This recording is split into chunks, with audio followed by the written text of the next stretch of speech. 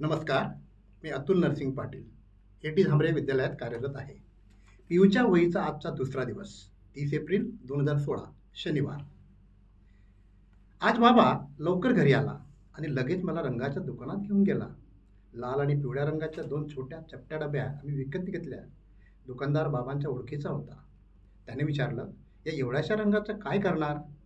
घर रंगवता की काय? आणि खिकी करून हसला. मला भारी राग आला. एवढ्याशा डबीत काय घर रंगून होईल? आणि घराला लाल पिवळा रंग देतात का? काय पण दुकानदार. मग मीच त्याला म्हटलं, अहो, एवढ्याशा डबीत घर रंगून होत नाही. मला खिडकी रंगवायची आहे म्हणून घेतलाय रंग खिडकी. दुकानदाराला एकदम आश्चर्य वाटलं. तो म्हणाला, बेबी, हे काय साधं काम नाही. आधी सगळे गज पॉलिश पेपरने घासावे लागतील, म्हणजे आधीचा खराब रंग निघून जाईल.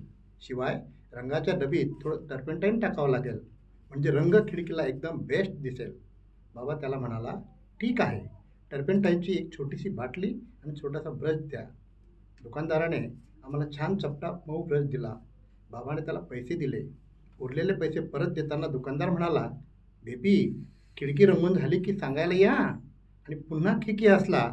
मी पण हा असं त्याच्याच भाषेत उत्तर दिलं आणि मनाशी ठरवलं, हसताय काय? मला बघा मी काय काम करून दाखवते ते.